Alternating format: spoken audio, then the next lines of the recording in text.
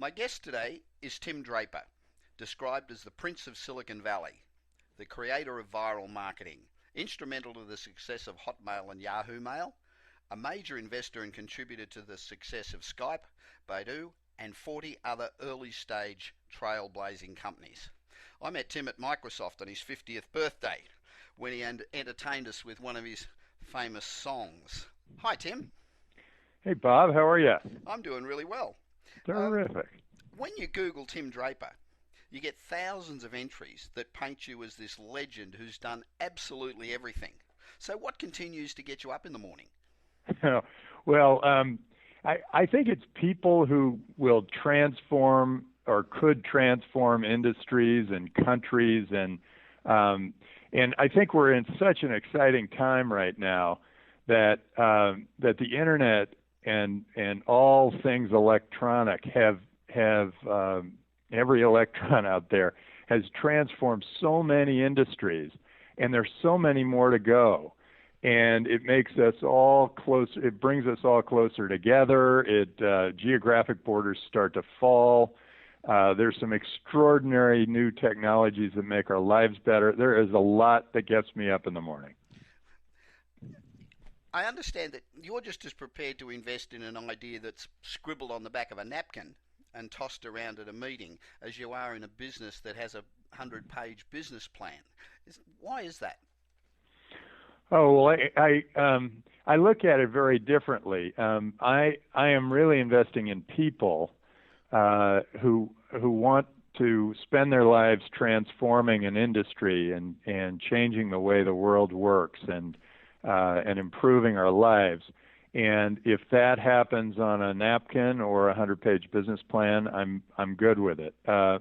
We generally at DFJ, we will look at business plans for how big is the market, how innovative is the idea or the business, and what does the business model look like, and we put all that together, and then when we finally meet with someone, we're looking for that fire that will stay with them no matter how hard the business gets.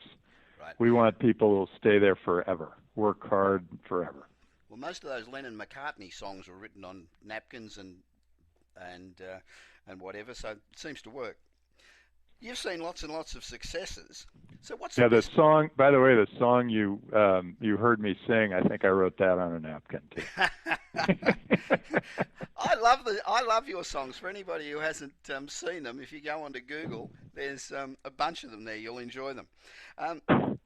You've seen lots of successes. What's the best idea that you've ever seen that got screwed up, and what happened?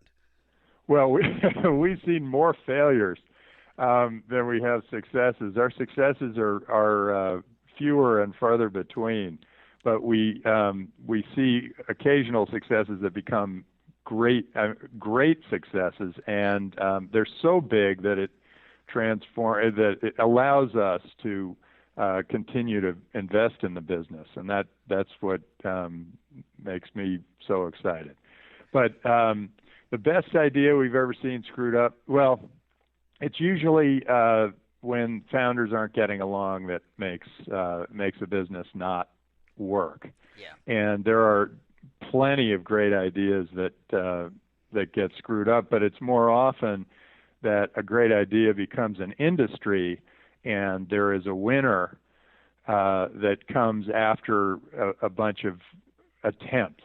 So, like Friendster came before Facebook, Sure. and a number of other, and there were 25 search engines before Google. So they don't necessarily have to screw up, but they can be outmaneuvered. You're an astute judge of a great idea whose time's approaching. I know that you look at ideas that are into the future, that are going to make a difference into the future. And so have you ever made the wrong call, that you've invested and it died, or you passed and it became a monster? Yeah, well, invested and died, that makes up for about 60% of the companies that we invest in actually end up not making it. But the ones who became a monster deal, those are the ones that we lose sleep over. And and to this day, we should have invested in LinkedIn. It was a brilliant entrepreneur. It was a wonderful opportunity, and we miscalculated on what the market would think. That's a fantastic business tool. I use it regularly. So anybody who's listening that isn't on LinkedIn or doesn't use it, you really should, because it's a great asset. But we've missed a lot of others. I got outbid in trying to invest in Facebook, and outbid in trying to invest in Yahoo. And so I missed both of those because there was another venture capitalist who came in with a higher price. Right. That's the way it works. You bet. You've got offices in 30 cities around the world now, as I understand it. Is there a particular area of the world where the entrepreneurs are really hungry and have got a more fierce desire to succeed than perhaps at the moment in the US? Yeah, I would have said Vietnam up until about 3 weeks ago, but I think the Arab countries are wide open for great entrepreneurs, and I think it's the women in the Arab countries that are going to be the hungriest entrepreneurs. I think that's going to be a hotbed of entrepreneurial activity, and it'll take a while, take years probably, before we see anything like a Skype or a Facebook or a Google come out of there. But I ran into 2 or 3 of these women entrepreneurs in the Arab countries, and they are loaded for bear. Yeah, I give a lot of speeches in the Middle East and other places, and I did a 10-city tour of Iran last year, and they have more education centres than I've ever seen. They've MBA colleges all over the place, and they're really focusing on education and the young people, forgetting the government for a minute, but the young people, male and female, are out there desperately trying to learn as much as they can, and they're so entrepreneurial. I was really surprised.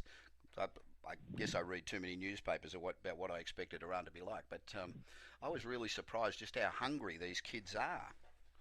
You know where else they're going to buy. I have done a lot of traveling because we are all in offices all around the world. So another place where it's very interesting is in Africa. As these dictatorships start to fall, the people of those countries are recognizing, they're waking up, and they're saying, "Oh my gosh, you mean that if I create something great, the government won't take it from me?" Yeah.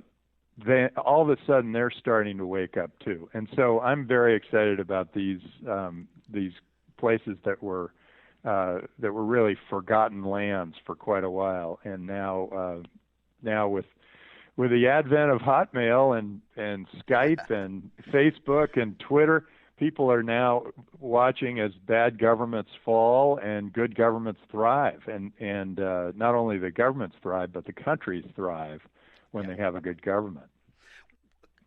With these new entrepreneurs popping up all over the world, is venture capital in these countries keeping up, or do a lot of these companies look to the US to provide capital? Well, it's a little bit of each. We get a lot of entrepreneurs flying in from all over the world to come to the Silicon Valley. Sure. But the way we found Skype and Baidu and Focus Media was to go out to them. It was very important to go find the entrepreneur wherever they may be. So your offices in these various countries are out actively scouting for ideas, not just sitting back waiting for them to come to you. Oh, absolutely, and we have great teams of people who are locals in each of the regions, and they also have good perspectives when we go and we start talking to them about which companies are interesting. They will have that local feel. They'll have that local. They'll say, "Well, wait, this guy's mother-in-law was working for this guy's competitor, and so we know who he is, and he's a good guy or he's not a good guy, whatever. And so you do learn you learn a lot more with a local team. Are you in Australia? I'm Australian originally, as you can probably tell. I've been living here for 25 years, but I still sound like I got off the boat yesterday. Are you in Australia? Well, we actually had a relationship with an Australian venture firm in Southern Cross, and they were and they're terrific, but they are going it alone. They decided not to be a part of our network, but we think that eventually we'll get them back. Yeah, it's a pretty entrepreneurial country, actually. Oh, it's extraordinary, and for some reason, and Australians travel a lot. And for some reason, some of those great entrepreneurs don't break out and go after the world markets soon enough, and and it's a shame. Yeah, that is true. A lot of creativity there in that country. You're reported as saying that the important elements in a successful startup are a great business idea that could change the world, obviously. Exceptional talent, dedication, and passion. Which of these has the most impact on a company's success, do you reckon? Well, I think it's probably passion, because I learned in 2001 that the people who were in it just for the money all left like rats on a sinking ship. Yeah. But the people who really had the passion for what they were doing and they really wanted to change the way people operated, they were the ones who stuck with it, toughed it out through, I'd say 10 tough years, yeah, and are still alive today to fight on. And in a lot of cases, they're looking at IPOs and XPOs, which are private public offerings. Okay, a very quick last question, Tim. Can the government do more to help entrepreneurs, or should they stay the hell out of it and leave it to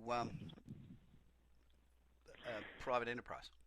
Well, the government can encourage entrepreneurship early on, and they can fund research and they can fund education.